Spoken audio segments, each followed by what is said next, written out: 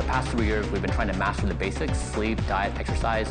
Today, we're doing the first next level therapy, gene therapy. Oh, shut up, Bryan. Fucking Bryan. Anything taken to an extreme can potentially be harmful to the body. I don't think I particularly want 33,000 images of my bowels. You gotta have a bit of fun in your life. Where do you find the fun? When do you go raging? Do we really believe that he went from being old to young? I don't. If I had $400 million, I wouldn't be doing what you're doing. This is not an accessible method of reversing the effects of aging. This guy's in his own fucking world. It's not really reality. If you look at all the discussions about me, many times people will say, this is a rich person trying to live forever. Is it gonna be so awesome when they get hit by a bus? Lol. Because these are really hard ideas to get your head around.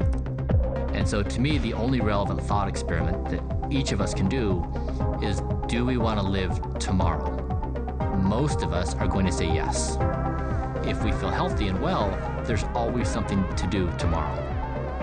And so I want people to embrace that day to day until eventually we say,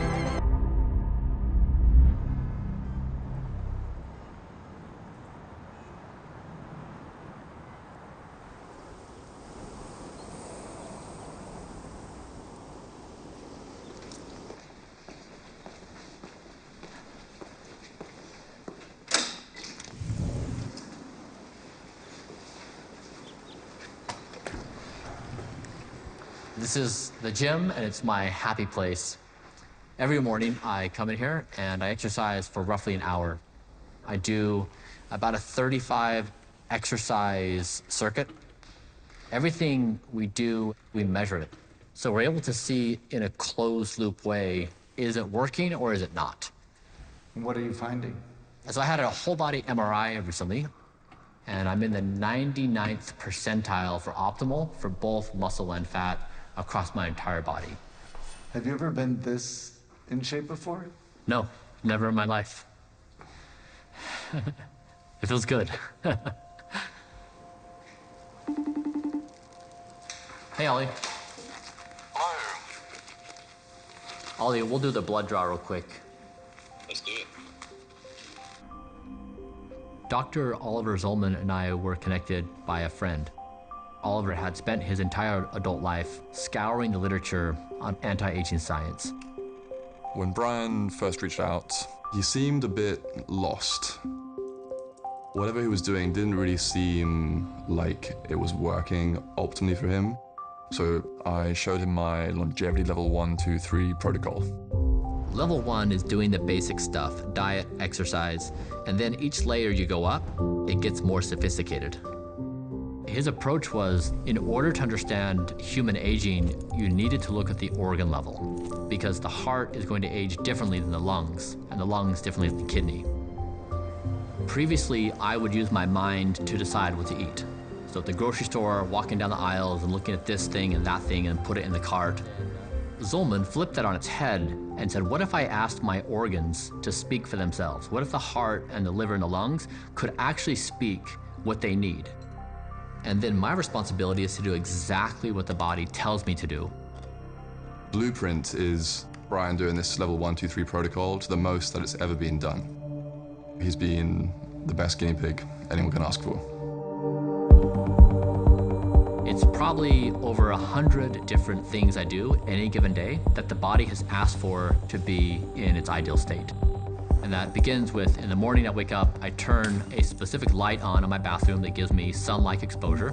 I take 3 pills. I do my body temperature with an inner ear measurement. Go downstairs, start HRV therapy. So I put a little electrode here in my ear, and it stimulates my autonomic nervous system, trying to make my body more parasympathetic and more chill. I take 54 pills with a concoction that I call the Green Giant. I put a cap on my head for hair growth that has 312 laser diodes. Then I work out for an hour, come in, eat a few pounds of vegetables. I do some high-frequency electromagnetic stimulation on my abdomen. I do 12 minutes of near and red light therapy to accelerate healing. I do audio therapy for my hearing regeneration.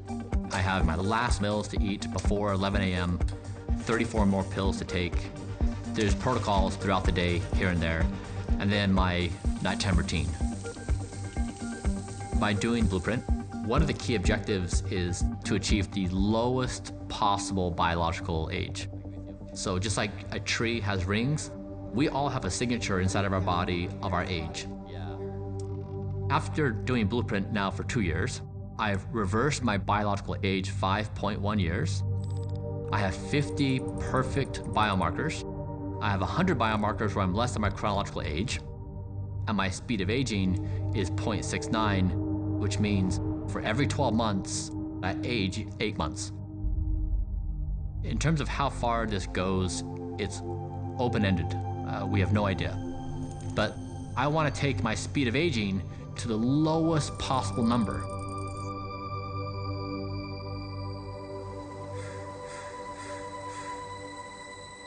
Step back a little bit. Yeah. And then a little bit closer to the bed. Yeah. Great. And then you can just like literally just rattle everything off. Okay. So today is a very exciting day for me because for the very first time ever, after tracking my sleep for 4 years, I achieved my first perfect month. So I have an average of 100% sleep performance for 30 days. I go to bed at 8:30 p.m. I've averaged 8 hours and 34 minutes of sleep every night. The body loves routine, so go to bed at the exact same time every night, no excuses. Sleep is not something that can be dismissed. So hopefully these tips help you, that you can start inching towards better sleep. It will change everything in your life. Wonderful. Okay, good. Kate, what's your role in this? I don't even know how to describe it. Take a stab. I am here on the mission, trying to make whatever needs to happen in order to get there. That's my role. Kate has been with me from the very beginning of Blueprint, yeah. How do you feel? Are you converted? To be honest, when I first started, I was eating McDonald's, philosophically converted. When I first met Bryan, it was not healthy. And we started talking about the philosophy of Blueprint. And all of a sudden I was like, okay, when I laugh about not being fit and not being able to exercise and that kind of stuff, I'm kind of laughing in the face of my future self. Like, I don't want to be that person, you know, when I'm 60 and I'm unable to run around or, yeah. Can I get you turning off? So it was a huge wake-up call for me. Now, here I am, like the other person behind this mission. I mean, like, you could beef it up by saying, like, every morning I do the same 4-hour routine, and this is what starts it off. That's good. When we first started working together, Bryan asked me to develop the communication side of things. His big ambition was to get Blueprint out to the people so that we can all learn from what Blueprint is up to. But it was like hitting our head against the wall for a little while because it was just a bit of an empty void on the internet. And then one day I had this idea. Okay, what? What if we published all of his biometric data online and made it a thing that people could witness and watch? The protocols, the measurements, the recipes, the supplements, we published it all on my website. And this journalist I knew, Ashlee, Vance, saw this and expressed an interest in doing a profile on Blueprint. Bryan put all of his stuff online. I was like, all right, this guy's somewhere between off and like very interesting. I went to visit him at his house with his own home laboratory, and we just kind of like started talking. When doctors visit our clinic here, they get pretty excited because we have outfitted this so that we can be a medical grade operation at every level. And I started just asking him questions. He's like, okay, I spent $2.5 million on all this stuff. And this was not a professional athlete who was spending this much money on his body. It was just this random tech guy who's just, you know, absolutely going further than what anyone else had done. And so that's when I really knew this actually was a story. I remember the day before the article came out, Kate and I were in my office, and we both had this moment of crisis. Like, oh no, like, what have we done? One man, he spent $2 million to effectively reboot his body. Millionaire entrepreneur Bryan Johnson. Bryan Johnson. Bryan Johnson. Bryan Johnson is on a quest to live longer. All of a sudden, every spotlight was turned on Bryan and the project, and everything we worked on was under intense scrutiny. I think his rectum went viral, his rectal biological age. There was so much online videos people were making, and it's just kind of a blur. We were inundated with interest. Every single product that we published on the Blueprint website was sold out within days. Nobody could get anything that we used. We couldn't either. We had suppliers calling us saying, what is going on? It also unlocked a colossal amount of hate. I actually would say he doesn't look that healthy. There's something super weird about looking young forever. Like he takes like 40 vitamins in the morning and 40 more in the afternoon. That seems tedious. I know, it's like I'd rather just die sooner.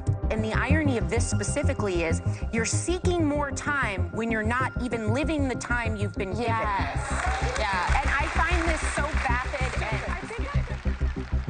I think for most people, the longevity field has always been looked at skeptically.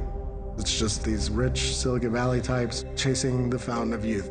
Jeff Bezos threw more money behind an obsession to become among the billionaires on a quest to defeat aging. Space, internet, and now live forever. Jeez.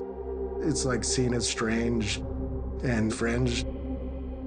It just so happens it is a real field of science. There are proper doctors and scientists that look at this.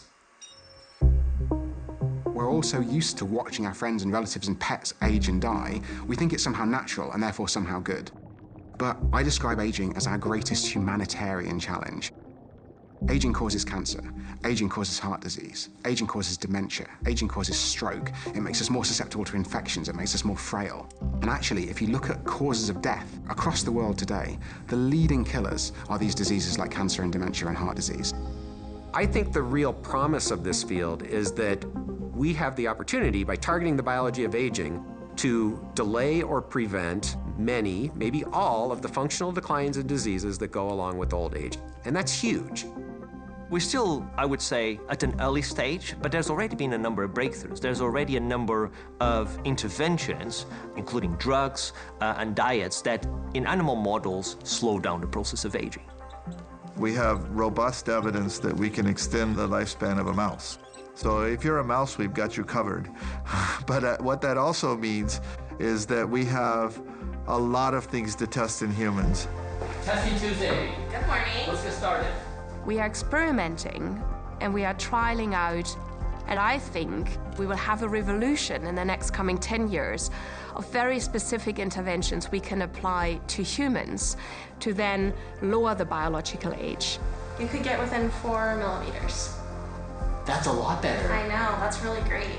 I'm benefiting from decades of progress that people have made in the world of anti-aging science. And the scientific interventions are moving forward very fast. And so it has a tangible sense of it's here. And I want people to know about it.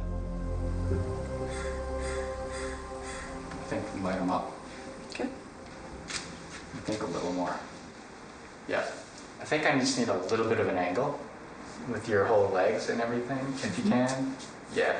So we're gonna do another test. Wow, that's so striking. Yeah. My poor son, he comes home and he never knows what's going to be happening here. That's great. You ready? Yeah, I'm ready.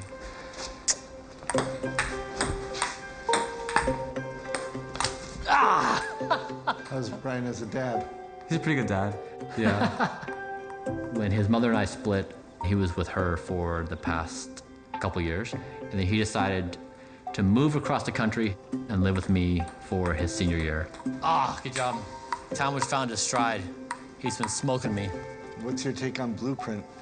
When the article came out, everyone's like, oh, isn't that your dad? So I got like so many texts from friends and people at school asking me all about it. Worth it. Did people think it was cool, or did they think you guys were weirdos? Both. Yeah. Even though I've been at my school for months now, people are still asking me questions every day about it. Oh, no! You played so well. That was a good rally. That was good. I've been around Bryan since before Talmadge was here. And I remember thinking, like, how is Bryan gonna get used to having Talmadge around like another human being in his face every single day? Because he's such a private, introverted individual. But now it's like he's completely restructured his life around Talmadge being here. Today is an exciting day because how many schools did you apply to? 15. How many schools have rendered their decisions? 12, not including today. Yeah. So these are... So this is the last. Then now you're going to have all the information you need to make a decision on what college you're going to go to. And then you're going to leave me in 5 months. Yes. I only have 150 days left with Talmadge, which makes me incredibly sad. We should get going. We don't be late. There is just never enough time. Hey, welcome. Nice to meet you. Thank you so much for opening your house and showing us everything. Next challenge. Yep, let's go. You're vegan? Yeah, I'm vegan by choice. Talmadge and I eat the exact same thing every day. And then I've been working on the splits, so we'll go do the splits as we eat breakfast. Okay.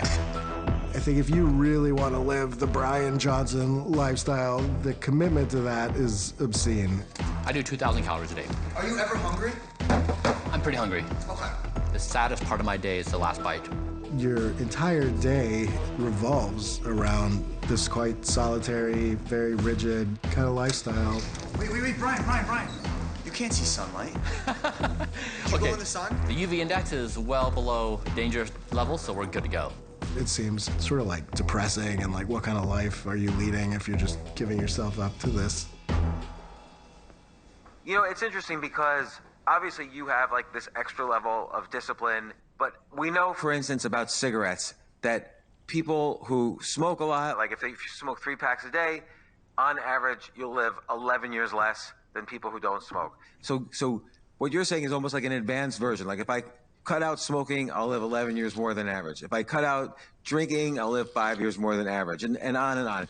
And yet people know this about smoking and they still smoke. Mm-hmm. Yeah, I mean, you're exactly right. Our minds, which we think are our primary tool of problem solving, is actually the source of our self-destructive behaviors. So I would argue the mind is dead. What the Sorry, the mind is dead?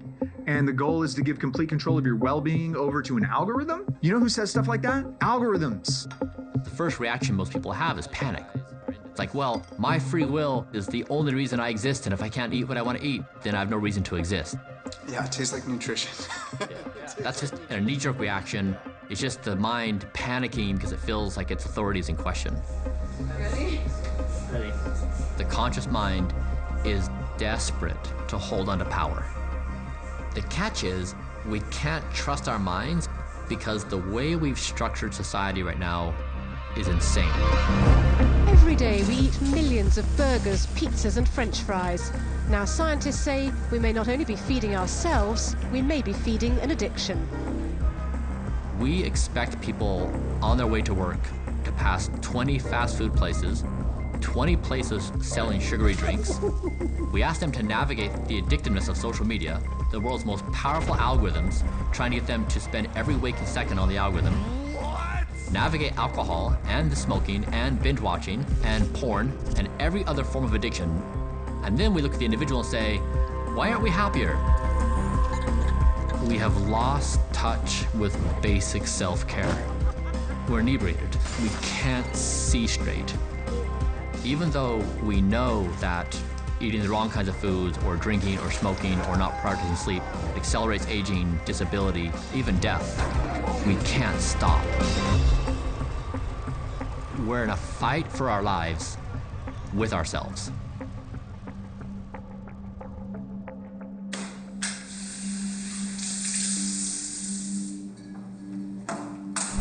I have found more relief in demoting my mind and elevating my body than I have in my entire life.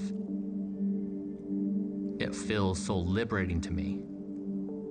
because my entire life, I was desperate to be free from myself.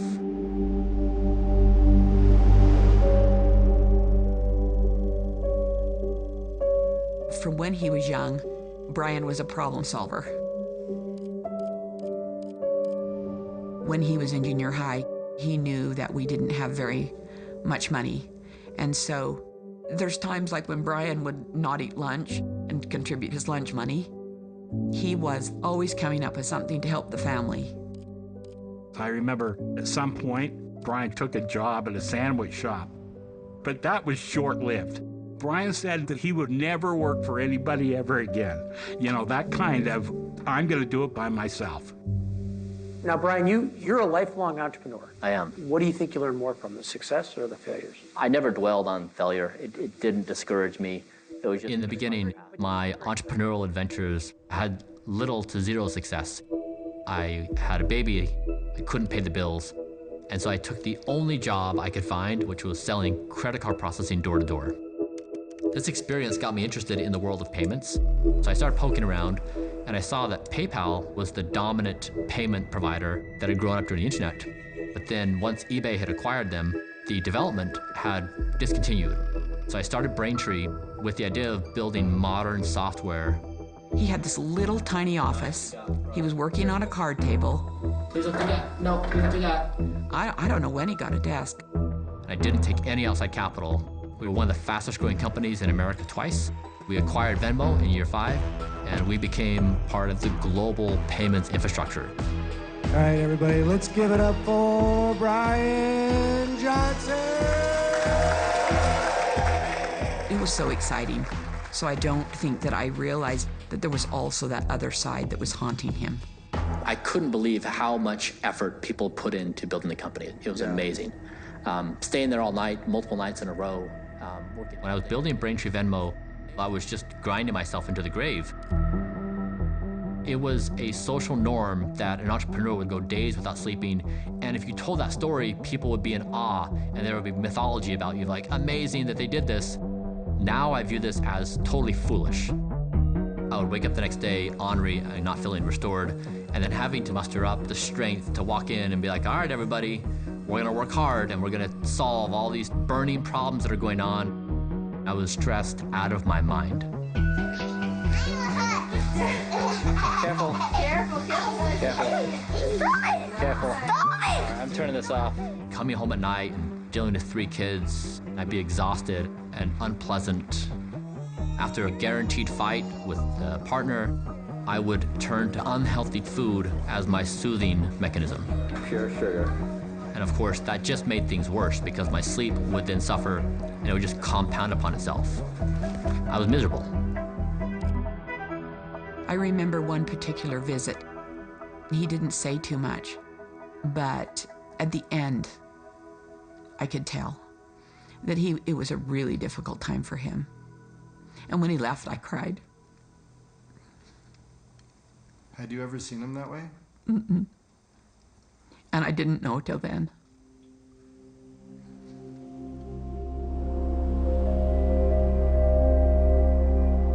Sundays were my hardest days because I would go to church and everything about being there made me dissolve. Growing up in the Mormon church, my entire family was there, my entire community was there, and it gave me all the answers to existence.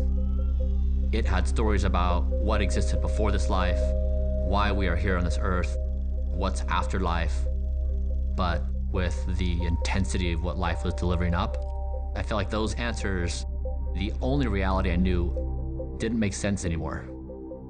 I was kind of just dropped into this nothingness. I remember discussions with him where he was having real problems with the religion. Not just like some kind of philosophical dispute. These were things that were so integrated into him, he was having physical symptoms. I would come home from church, and I would lay on my bed. My son at the time, who was 7 years old, he would sense something was wrong and he came up and he would rub my back. And I was not able to even move. And the only thought that would soothe me was the idea of doing a deal with the devil and ceasing to exist. I didn't want an afterlife. I didn't want this life. I didn't want consciousness at all.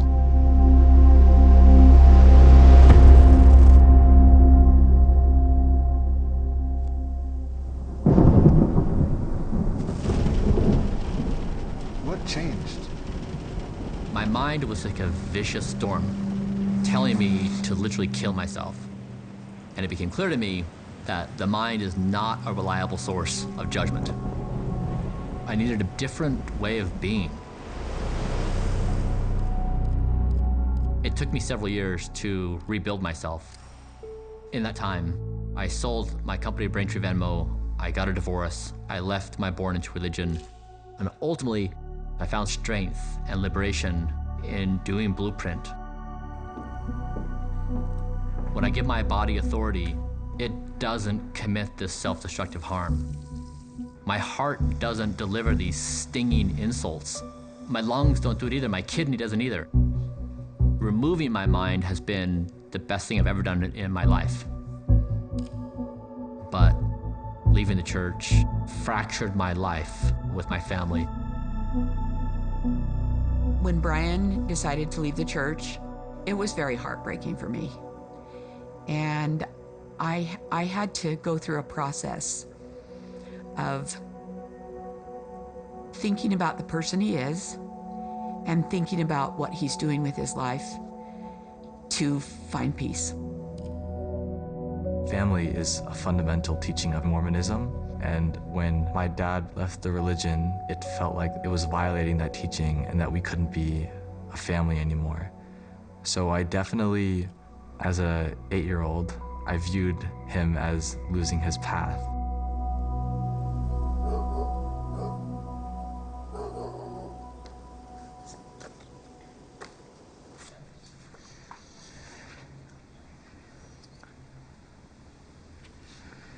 Yeah, this book, oh man. I went to a church camp last summer before I came out here, and we had these booklets to take notes in. And while everyone else was taking notes about, you know, feeling the spirit, feeling good, the community, scripture, I was taking notes about trying to decipher everything. I felt like I was in this system, and I was trying to take it apart. Prior to moving to California, I was in Mormonism, but ever since I was young, it had never really been my thing, and no one in there saw me or saw the situation I was in. I couldn't talk to anyone. Over the years, me and my siblings would visit my dad periodically, and I started to let my dad in a bit. Talmud started inquiring me of certain things, like what about this and what about that, and we established this rapport with each other where we were able to have these honest dialogues.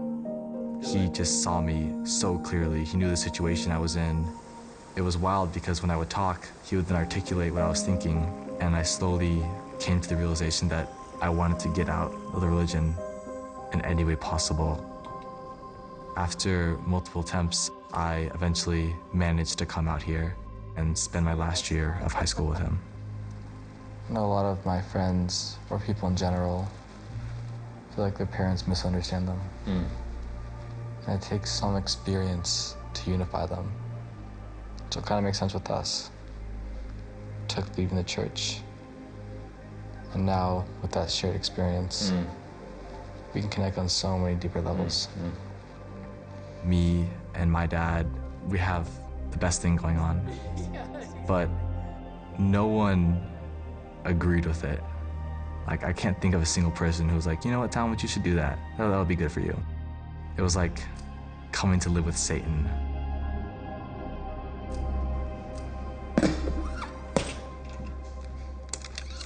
All right, should we do this? Let's do it.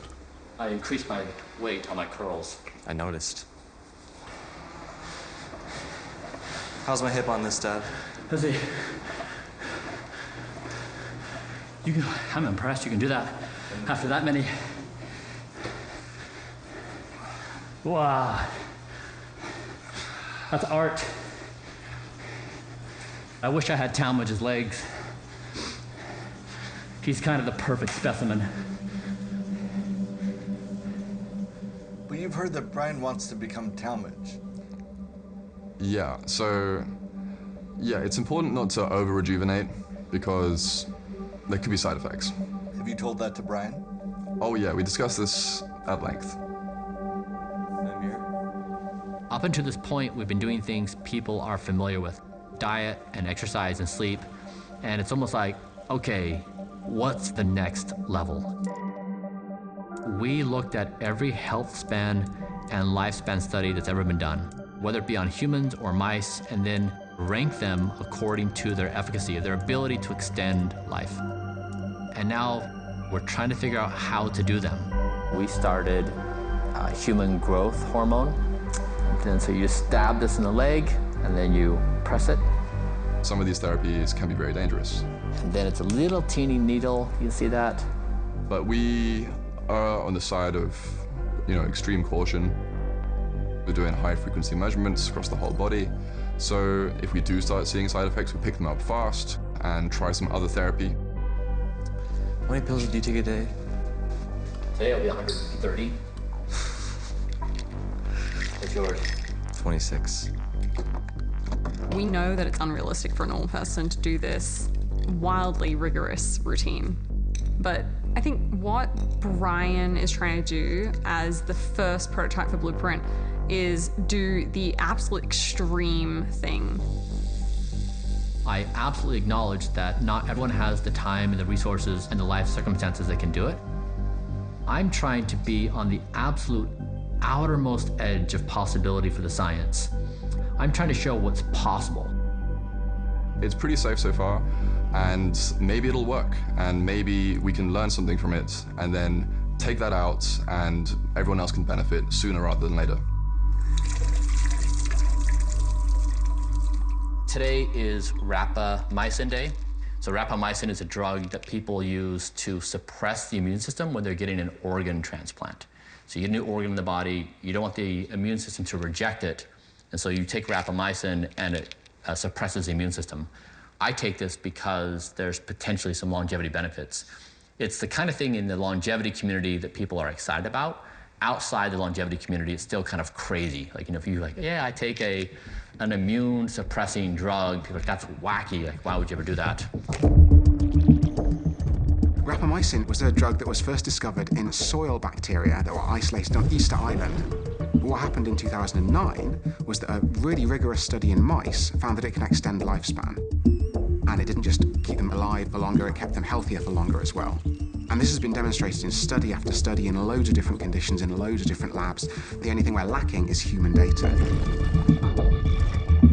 Honestly, I think rapamycin is probably still the most robust candidate for something that would affect human longevity, but they have to be used with caution because you can have bad things happen when you take too much. 1, 2, 3, 4, 5, 6, 7, 8, 9, 10, 11, 12, 13. Because it suppresses the immune system role, side effects can include very dangerous bacterial infections, things like pneumonia or cellulitis or pharyngitis.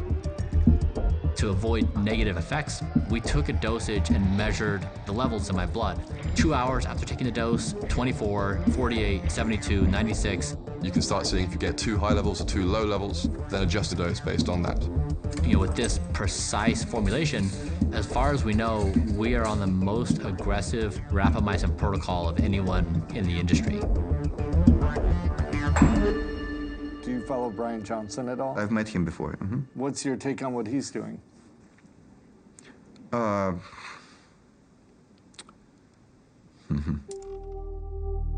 Some of the interventions that he takes, like rapamycin, they work in mice. We don't know if they would work in humans. We need to have properly designed experiments. Then we could make scientific conclusions. But what Bryan's doing, it's not a scientific approach. This is the supplement warehouse. He's taking hundreds of different interventions. And that means it's very, very hard to identify which, if any of them, are working. What you really need to do is a clinical trial where you get thousands of people, not just one, and you give them all the same intervention at the same dose. I think there's value in these individual N-of-1 experiments where people are testing different things on themselves. but it's never going to be accepted by the broader medical community or regulatory agencies. We need the more rigorous clinical trials. Bryan blocked me on Twitter because I suggested that he use some of his hundreds of millions of pounds to fund a clinical trial, specifically the TAME trial, which wants to find out if metformin is actually an anti-aging drug. Bryan takes metformin, so if he wants to know if what he's doing is actually of any use to him, then it'll be of huge value to him and the rest of the longevity community to fund this trial. But I guess he didn't like me telling him how to spend his money. Whoa, that's really good. What Bryan does, I guess, brings attention to our field. This will be positive, but it has almost no contribution to science, right? It's not science, it's just attention. So yeah, we're going to be filming some shorts. We've been playing around with doing that. So we're upping our social media game. Yeah, we had our first victories. The past 2 weeks, we had 2 of our videos get a few million views. 3, just on Instagram. And 1 on TikTok is approaching. I get messages all the time, like, hey, can I get connected with your PR firm? Well, you're talking to it, like, there's 2 of us. Come on, Fry Guy. I appreciate this. Let's go. Is that all you got? I think you just aged a little bit. YouTube sent us a box. Presented to Bryan Johnson for passing 100,000 subscribers. A lot of people are clearly very interested in anti-aging. We're all aging. We'd all probably like to know how to slow it down at least a little bit. Bryan Johnson, if you look at the media that he's doing himself, he's clearly intending to reach as many people as possible. The real question is, what's his motivation? Today I'm going to show you about this device I use to do the equivalent of 20,000 sit-ups in 30 minutes. You sound like an infomercial. I know, I was going to say, like, something's wrong here. If you buy right now the button lower at $19.99, 4 easy installments, free shipping. Bryan Johnson is going to die one day. Furthermore, it is my personal opinion that Bryan Johnson is a grifter who, regardless of whether or not he actually believes he's going to live forever, is absolutely trying to make a quick buck off of people who are terrified of the idea of death and who have more money than common sense. Okay, I got something special today. What is this? This is the very first blueprint product we have.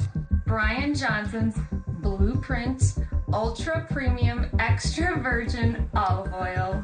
This is the oldest trick in the book as far as self-help scams and just plain old marketing go. You convince people of the problem and then sell them the solution. Scene 1A, take 1, A roll. Get me on your anti-aging routine and do it fast, but make it simple. That's the most common thing I hear. How's that? I think that Blueprint is a commercial enterprise. If you go onto his website, every single link on that Blueprint page is an Amazon affiliate link, which means that if you click on it and buy something on Amazon, he gets a small cut of the money. So this whole thing, I think, has been optimized as a money-making venture. I mean, obviously, he's very rich. He's a very talented businessman, so that's going to be the way that he looks at things. Smells like olive oil. I would say very similar to most olive oils. A lot of the hate that we get at Blueprint is kind of interesting in that I make products available for people to also become healthy and make the life changes they want to do, and people hate on me. Tastes like shit. I see some people on Twitter giving him a really hard time for all the merchandise. I've followed him for years, and I'm 100% convinced this was not like the master plan. I remember he was trying to do Blueprint for a couple of years, and it was this very personal quest. That's a lot of volume. 7 of these today. He turned to this hardcore health regimen as the solution to these mental health problems. Yeah, I think he believes in what he's doing. It's a huge difference. I imagine this is like emotional for you in a sense that like it sounds like you weren't completely happy with your past self. No. I feel like that person's gone.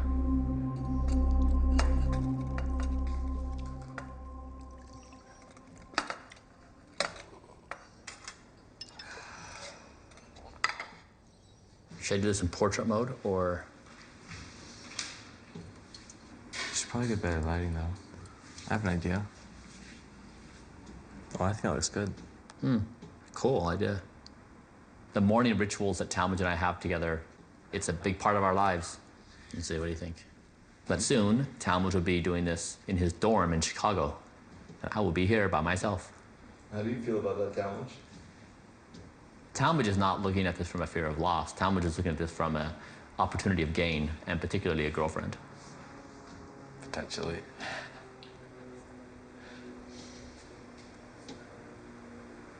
Can I make my pills? Yes.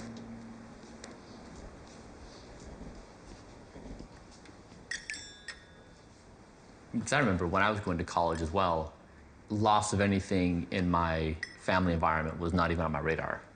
It was entirely about all the new life experiences. Yeah, I'm excited. I do view it as an opportunity for gain. But there is loss too. Yeah. Going through this experience, I guess it invites me to have a lot more empathy for my parents and what they may be going through. Like my dad, if you think about him and age, he said the other day, he Googled what happens when you turn 70 or when you're over 70. And he said, jokingly, don't do it. Like every morning you wake up and it's like, how am I doing? Is there one more thing that's broken or that hurts more? Like I wonder what that must feel like.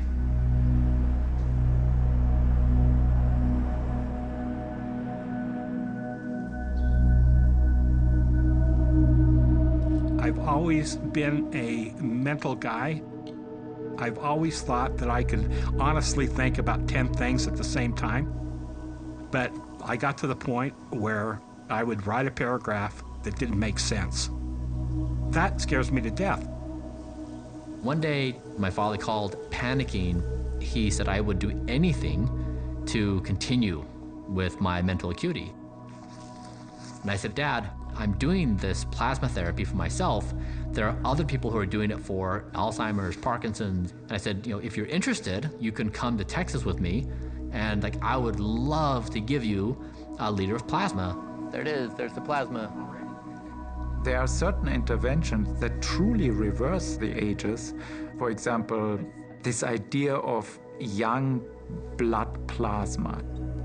The reversal effect can be observed in this study where researchers connect a young mouse to an old mouse. They literally connect their arteries and veins, so there's a blood exchange. And you can see that young plasma circulated through the old mouse reverses the epigenetic ages of multiple organs. In one study, we saw a reverse of 50% in a rat. Then in another study more recently in mice, 30%. When we're looking at plasma, I guess option one, you'll sew me together with a with a young human. That's not practical, so we said we can't do that one. So the next case is we look at these plasma exchanges. I didn't see the vision at first, but Bryan told me that this would be someone doing something for their loved one that mattered. It was actually an investment in their health by giving them some of your health. And so I tell Talmage, I'm like, hey, like, Grandpa's pumped about this. So we start talking, and like we said, what if you did it too? You donate your plasma to me, I will to Dad. It'll be this multi-generational thing. What do you think? And he instantaneously said, yes, I'm in.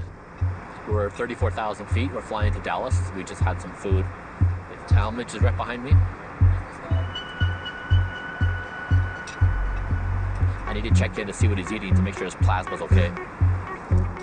The plasma stuff always sounds super creepy to anyone who hears about it for the first time. But Bryan was not the first guy to do this.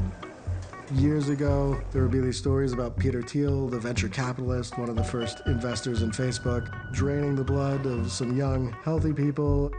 I'm not sure that that's true, but this all got out into the wild. It sort of got parodied in the show Silicon Valley. Everything okay? Is Bryce your assistant? No, of course not. He's my transfusion associate. Most Silicon Valley people, if they had a blood boy, they didn't want anybody to know about it, but Bryan, being Bryan, kind of embraced all of this and was out there parading his blood boys around on Twitter, taking photographs. You guys look awesome. It did have the elements of like absurdity that I thought would come with Bryan having the whole family show up as if you were going to like a ball game, except you were just all gonna swap plasma. What? The plasma bus got decorated. Love flows from the heart. I guess it's really the vein, but this is amazing. Hey, look at that. That's pretty plasma. Wait, so what's good about this? The color's really nice. It's pristine. I'm actually honestly scared that it's going to be more clear than mine. Like, it'll be embarrassing. So, like, I'm hoping, you know, it's good, but I'm also...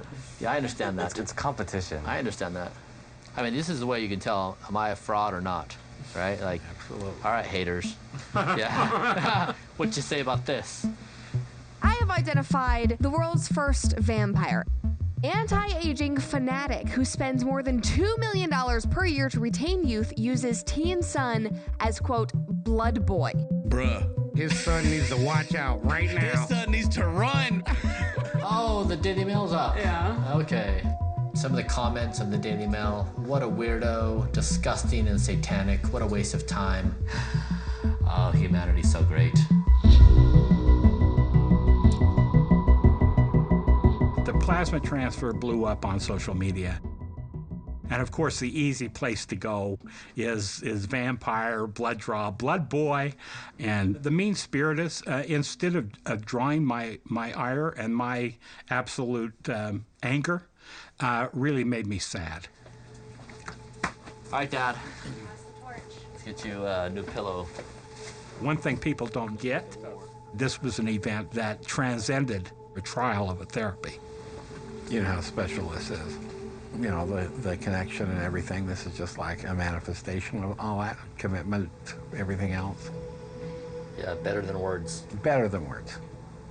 When you become invested in the other person to the point that you step up and you share biology, having that kind of intimacy with both Bryan and with Talmadge, for me, it was a chance to reconcile.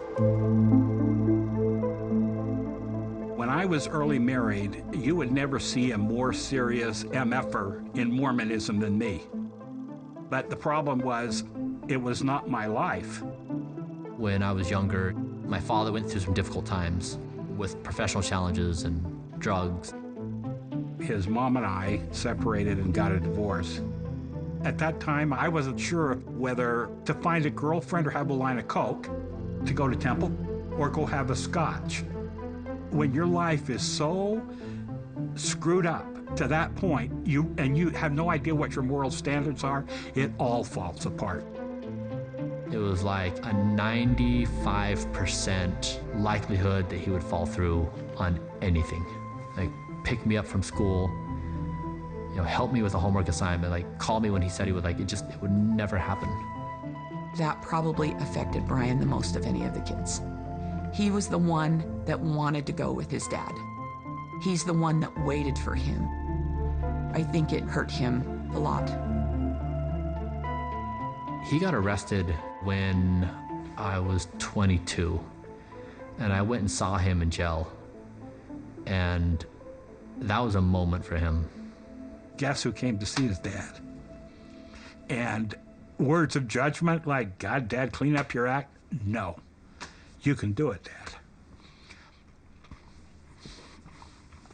Did anyone else come? No. No.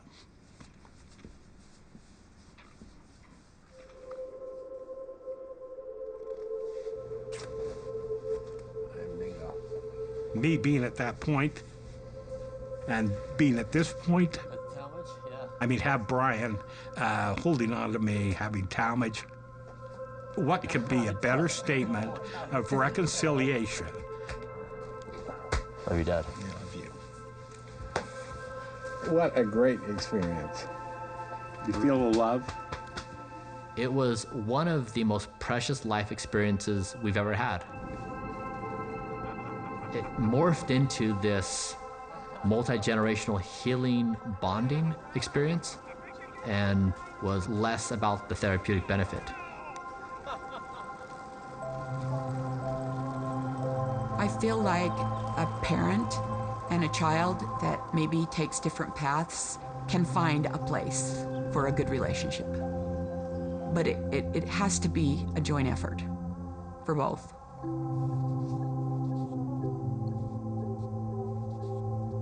What are having that reaction? It's hard work sometimes, and it's not without its heartache, but it can be done. Having this time with my father, I reflected a lot on being a dad. All right, here we go. Okay, guys. Hi, mister. Hey, Talmadge. It's been one of the most painful experiences of my life where 2 of my children keep me at bay because I'm not part of their religious organization. So I feel like I missed out on a meaningful part of their lives. And it's been the most special experience of my life where one of my children has fully embraced me. I wish my other children would join me.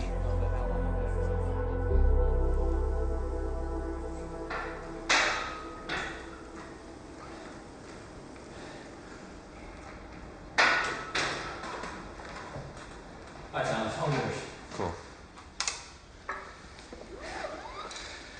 Talmadge, last night I did a phone call date with somebody I met on a dating app.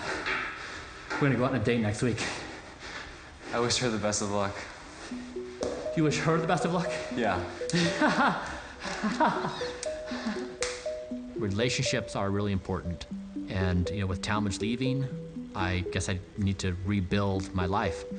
I told her might be a bad idea. She seemed undeterred. Normally, when I engage with somebody and we're contemplating being friends, I make a list and I say, here are the 10 reasons why I'm a bad idea. I have this protocol that is rigorous, I'm impossibly hard to be with, and ultimately, you're just gonna hate me. And so I try to get out in front of it, and oftentimes people will laugh, and I'm like, no, for real, this is really what's gonna happen. I don't know, maybe it's a really bad strategy. Bryan deserves to have companionship in his life, and I think he's always struggled to find that. I feel like there's a conflict within Bryan between family Bryan, the one that wants a partner, wants to just like hang out, be around loved ones, and then the ambitious Bryan who says like every ounce of my energy needs to be dedicated toward this mission.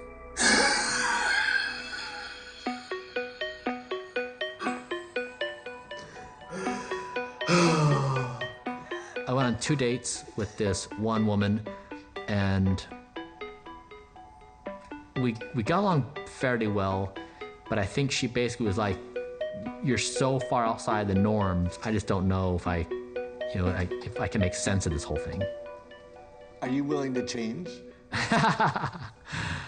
No. Let's just say relationships have never been my strength. I was married at the age of 24. I didn't have any girlfriends before that. So then when I got divorced 13 years later, I had no idea how to deal with partnership. Bryan is a complicated person, and I remember we had a conversation with some concerns, am I ever gonna find someone that will really fit with me, realizing that he was quite unique. I guess I just kind of stumbled through social interactions, and my first girlfriend, after getting a divorce, has ended up in a pretty ugly lawsuit. Oh, that's a cool headline. Tech mogul Bryan Johnson, who spends $2 million a year for 18-year-old body, cheated and dumped fiance after she got breast cancer. Lawsuit? What? How's that a lawsuit, though? Johnson had agreed to provide lifelong financial support. Oh, this is where the lawsuit comes in. Then she got breast cancer. She became a net negative. And a bad deal for him. He described her as a business term. Oh my God. Bryan's relationship with Taryn, I think, was a very sweet relationship for both of them. I saw how happy it made them. And so it was surprising to me to hear some allegations. Taryn filed a lawsuit against Bryan. Taryn claimed after the cancer treatment, Bryan demanded that she move out of the residence they shared. He told her that he would be willing to assist her with rent and expenses, but only if she signed the separation agreement. Almost like, hey, sign this NDA and I'll give you the money. She had no independent source of steady income. She tried to resist, but Bryan was manipulative. being labeled as this awful person for all these things, I was rattled deeply. We dated for a couple years, and when we separated, she hired one of the most powerful law firms in the world. They sent me this letter demanding that I pay them $9 million that week, or they were going to make these scandalous statements about me. I felt like they were all false allegations. And so I said, I'm not doing it. Okay, game face. What is game face? If someone were to put a game face on. We were in arbitration where everything's confidential. But then the media found the lawsuit in the California courts and then published all of her allegations.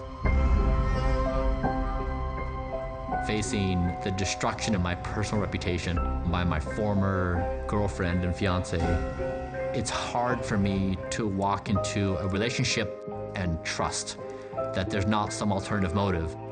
You know, a lot of people, of course, say like, boo-hoo, you're a rich person problems or whatever. Okay, sure. Also, it stinks because it does create a significant barrier for meaningful relationships because it complicates everything. But with Talmadge, our relationship is rich and dynamic. Game on. That was amazing. Where's Talmadge? I gotta find Talmadge. There he is. Yes! Did you see time? What is it? I beat you. Oh, no! We can run it back tomorrow. I've never had a relationship in my life that has been this consistent and steady and soothing and fun. It has all the characteristics of everything I've always wanted in a best friend. Yes! You're killing it. And so I think, yeah, there's a meaningful amount of influence that Talmadge has on this project. Talmadge, Bryan Johnson. People think I'm fearful of death. I'm not. I love life. And I love living life with Talmadge. Do you worry about him, or you think he'll be good on his own? I do worry about him. Like, yeah, we're gonna really miss each other. Happy birthday, Talmadge. Yeah. Previous generations, you have kids so that you can pass the torch. And now you have kids so that you can journey with them. I mean, don't die is real. Like, I want to journey with Talmadge for some indefinite period of time. I'm serious about this. I really do want to have multiple lifetimes with Talmadge and go through all the different phases. 100 years is not going to be enough.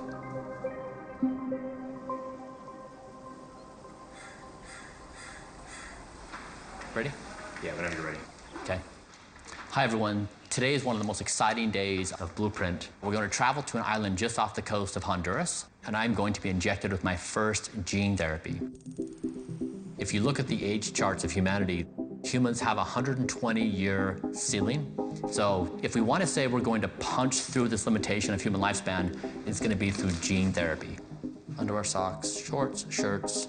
Gene therapy is considered, taking it as far as you can at this point. So it's kind of the extreme measure of treating biological aging.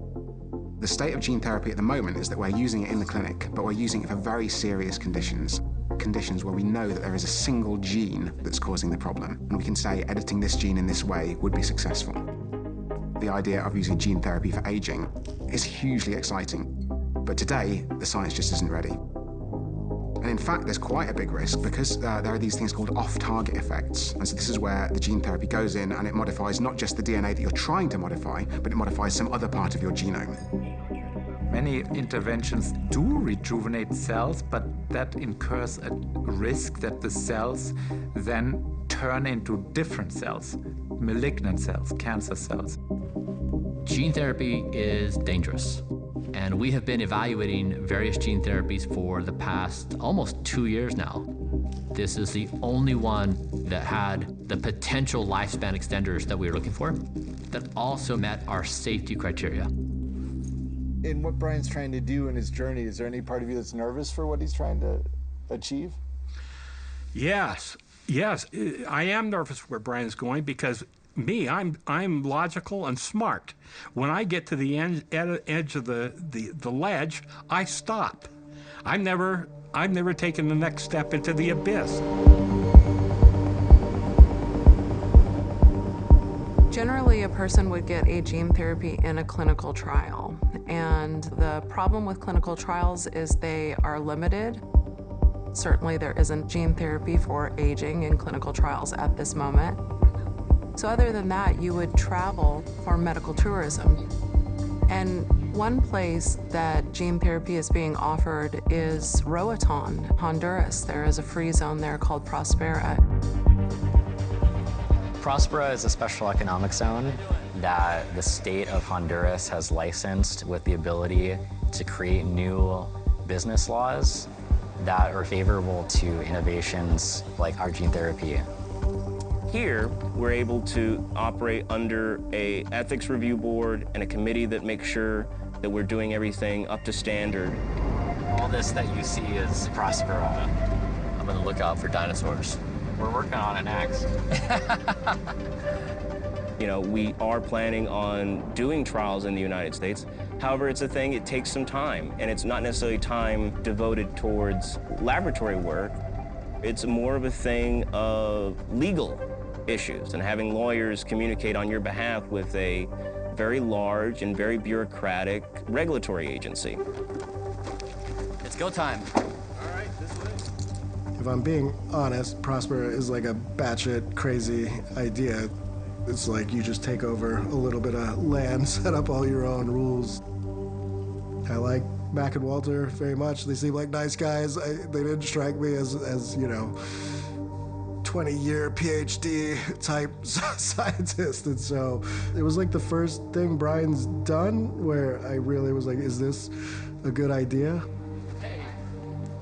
If there's anything, you have any questions about, whatever information you need, we will do our best to provide. Any kind of diagnostic, anything. We will do our best. I appreciate that, Walter.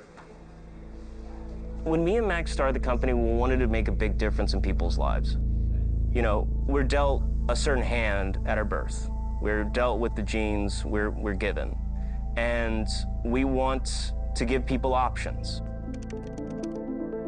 This gene therapy, which is follistatin, has primarily been used in bodybuilding, where you're looking at increased muscle mass and strength. For some people, bulking up is desirable, but generally with age, sarcopenia, osteoporosis, and frailty are severe problems. Our gene therapy treats that either preventatively in young people or in a reactive way in older people who are already experiencing it. If you look at the mouse lifespan studies where it was used, they had a 30% lifespan extension. And so if I end up looking like a Marvel character, all the better. Can I get some help on this? After the gene therapy, I'm not gonna fit in this thing, or maybe I'm just gonna, you know, I'm gonna Hulk out of it. He's so confident, but I'm a little worried for him. Like, we just don't know how his body's gonna react. And I would hate for anything to happen to him. It's really important to note, any gene therapy that integrates into your existing genome does change your DNA.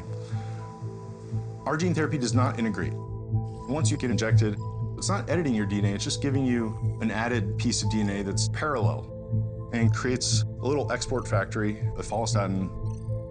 Most gene therapies, because they integrate into your chromosomal DNA, once it's there, and you can't turn it off. Our gene therapy doesn't integrate. And so we've introduced the concept of a kill switch. It's potentially safer because if you want to turn it off, there's a few methods that we could use to make it reversible. Hey, are you ready for this? I'm ready for this. All right, let's go. Here it comes. Stings just a little bit.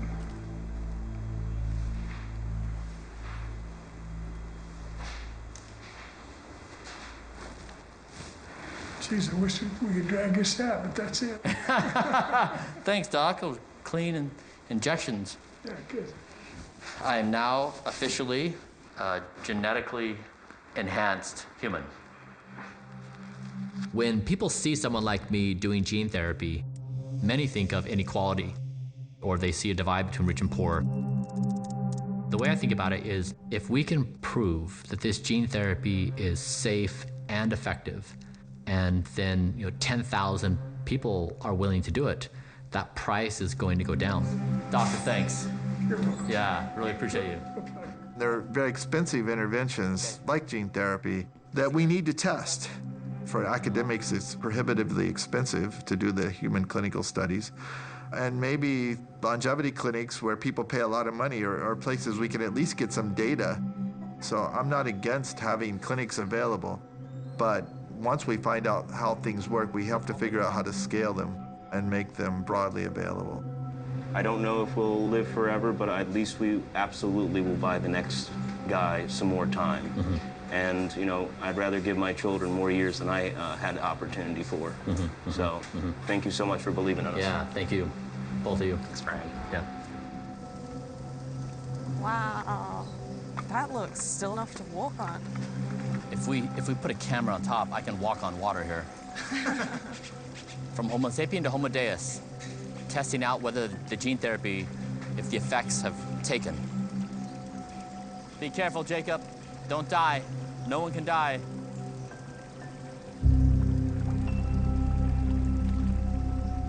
Bryan, when he was young, really lived from religion. I can remember a stage that he went through where, he literally wanted to be like Joseph Smith. Joseph Smith, of course, is the founding prophet in Mormonism.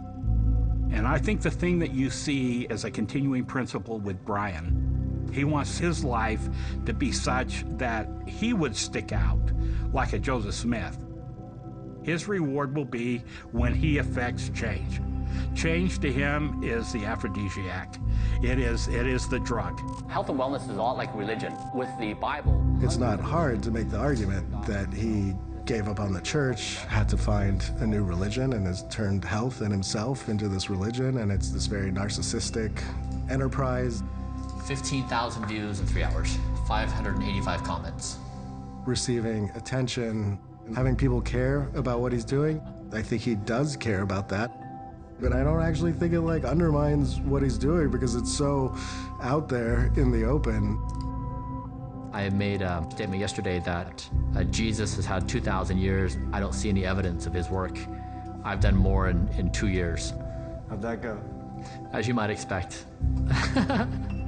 He talks about himself as being kind of health Jesus with a little bit of humor, but also, I think, quite a bit of pride.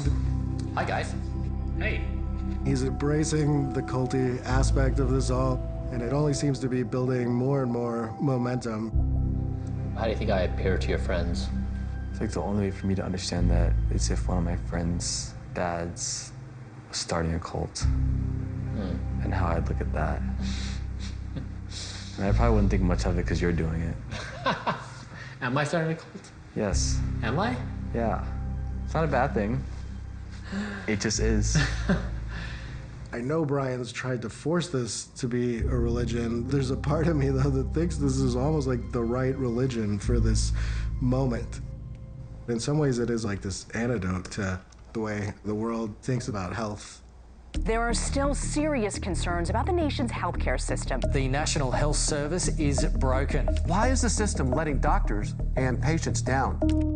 The approach to health in pretty much every developed nation has really been centered around waiting until people develop a disease and then attempting to cure that disease, but in reality, pretty much just treating symptoms. One of the consequences of that is that the prevalence of chronic disease has increased dramatically over the last 50 years. We think, I'll go to bed at 90 and I'll die in my sleep. That almost never happens. If you go into a geriatric ward and you see people incontinent, immobile, if we do look at it, if we stare this in the face, it's particularly unpleasant. At the moment, we are spending so much money treating very sick individuals.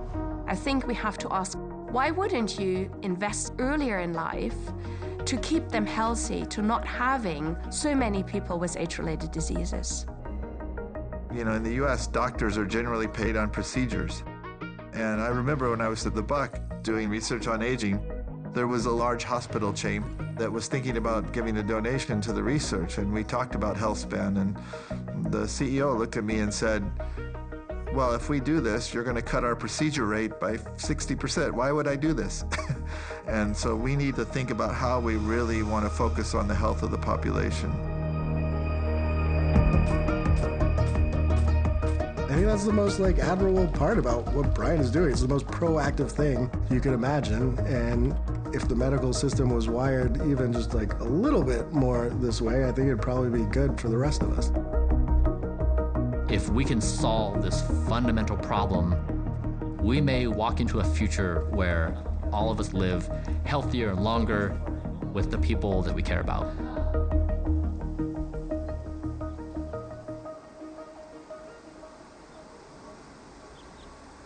"3 days. That's so wild to me. I know, it's here. Think of it, I've been acting all tough guy, yeah, I'm going off to college. Oh. But when I start to think about it, I'm defeated. Oh, shit. I'll get over it. I just feel defeated. It's like you got me, but now you're losing me again. Yeah. Yeah. Yeah.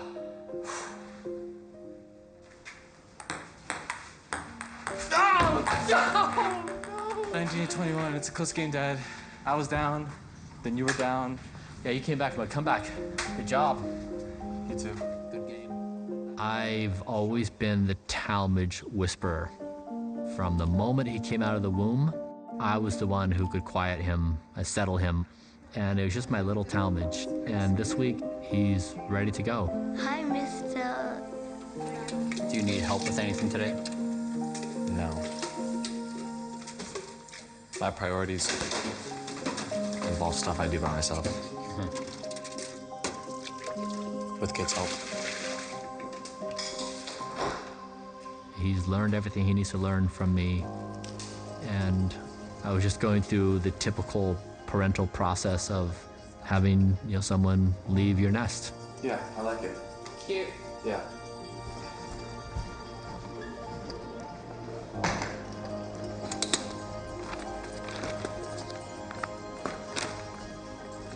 Talmadge Bryan Johnson, ready to go. As soon as I step past this, I'm out. The voyage begins. Welcome, Talmadge. Thank you.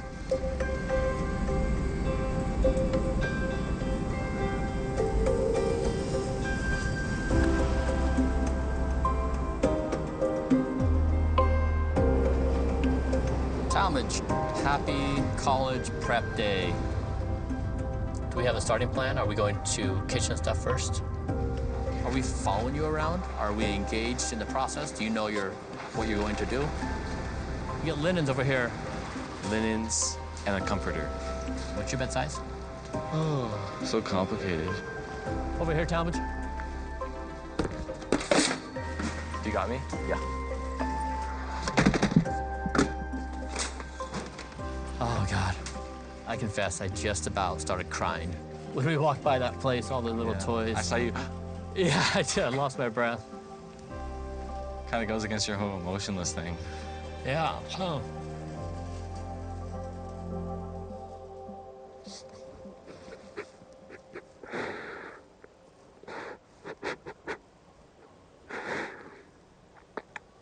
Why am I crying in Target?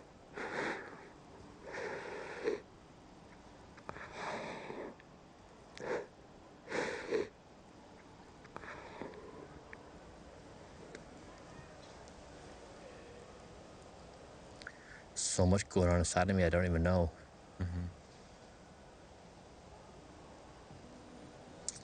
Okay. Like a blue? Gray? Green? I think I'm a green kind of guy. These past 150 days, Talmadge has been this presence in my life. We just love each other. And if we look at all the science about humans, the humans thrive in community. They thrive in positive relationships. Yeah, it's not a good thing to be alone. So I I wouldn't be so brazen to think that I'm going to defy what the science shows on human connection and community. Do you have a plan? No.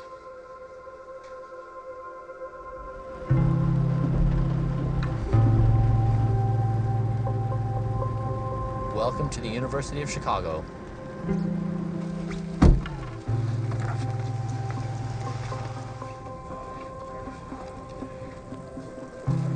Do you see it? Right there. This is perfect. They got a fan. That's nice. These are nicer than I have. Do you have a preference on which side you want exposed to your skin? See, this is front face left. I feel like it's really gonna hit once you say goodbye to me when I'm in my dorm. Yeah, I've never felt more understood by anyone than with you. So yeah, I hope you don't die. I don't know, I just keep reflecting on all the things that have happened this year. All the life lessons. Yeah, it's gonna be hard to rival this. Very good too. All right, Talmadge. Bryan Johnson. Second version of you. Let's get after it. Yep.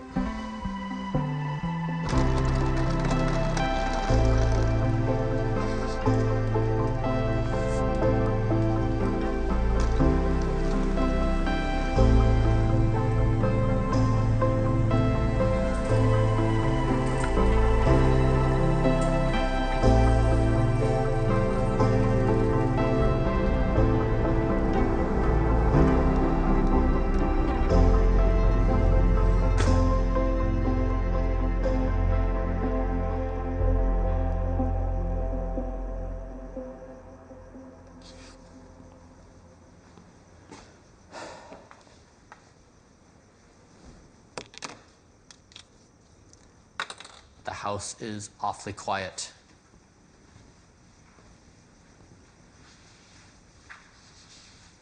I guess now it's real. It never felt real. And now it's quiet, just still. I wonder how he's feeling.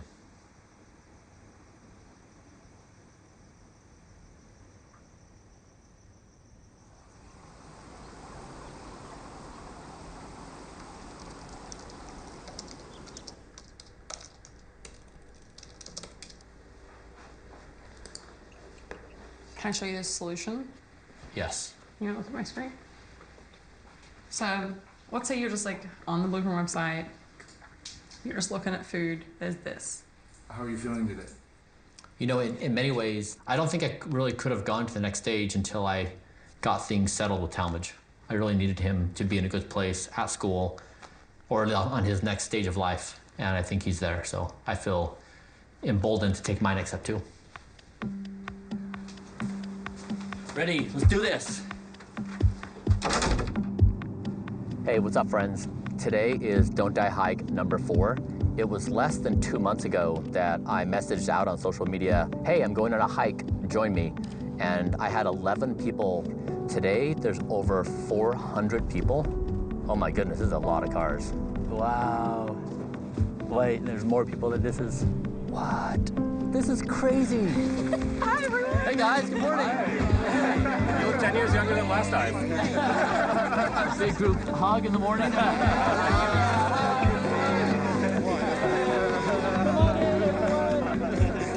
Over time, I guess I've gone through different stages of my feelings about Bryan. At the very beginning, his lifestyle struck me as quite solitary, but as more people have bought into this, he actually seems to be creating these friendships I never expected. Okay, everyone, let's go up this way. For Bryan, I can tell there's a lot of enjoyment from this. And so I think he's kind of flipped the narrative. You made it! Good job, everyone! I'll confess, this is a cult.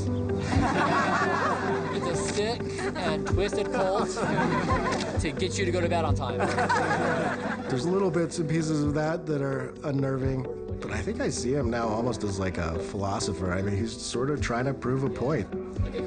It's this like, don't die thing, which I really thought was sort of a joke as I saw this evolving. But there is some merit to it, I think, whether you believe in Bryan or what he's doing or not. It's an interesting question to ask if society has just taken a wrong turn. I think it drives some people crazy and it inspires others. What's up, guys? I'm Talmadge. I'm Charles. I'm Kylie. And we're hosting the Don't Die event in Chicago. Don't die in Chicago! Don't die from Cologne! Don't die Dublin! Don't die from Santa Fe. In Barcelona. In Hong Kong. What we're talking about is really a medical revolution. If there's an opportunity to stay healthy and stay functional and see your grandkids, would you rather have that, or would you rather wait until you get Alzheimer's and take some drug that slows the progression down by 30%? Aging is not inevitable, at least it can be delayed. And you can do that right now, probably by changing your lifestyle. Lifestyle factors are obvious, but it's important. From sleep quality, dietary modifications, regular exercise, and social interactions, we can get 10 years, 15 years of extra quality life. And that number will probably get bigger with time as we develop more effective interventions. You can see right there, that fluid is mesenchymal stem cells. We haven't obviously yet got any human treatments that I'm happy to recommend. But I think because I know that these treatments are being developed, and I think they're potentially going to be available within our lifetimes, I'm much more excited by following basic health advice, because it means I'll hopefully be alive and healthy long enough to benefit from these first treatments. And what's even more exciting is that then if I benefit from those first treatments, maybe I'll live another few years longer, and that then means that gives scientists even more time to develop the second or the third round of these treatments. Of course it's going to take time to develop interventions, but I'm certain that at some point, two teenagers will have a conversation with each other and they'll be looking at their history books and they'll be commenting something like, oh my God, people just withered and died. Isn't that so tragic? The same way as we look at, you know, people just 2 lifetimes ago not having an anesthetic or an antibiotic. And, you know, we look back and we go, geez, that's horrendous. When it happens, though, it's completely a product of what we do. How much effort and money and energy we put into this to create a movement of people utterly engaged in keeping people healthy as long as possible. Hi, everyone. I hope you guys feel like you're among your people, like-minded people, trying not to die. I'm happy you came. I love you. Are you happy? Never been happier in my entire life. I don't know if I can do it. I've never seen him happier than he is now. And just think about that. When you're content with who you are and you're engaged in a project that is everything that you want to do, doesn't that set up as a happy place? To hear him say to me, I've never been happier in my life, I think releases me from worry, knowing that he can go on like this. You know, I've experienced wanting to die intensely, and now I'm in a situation where I want to live with everything that I am.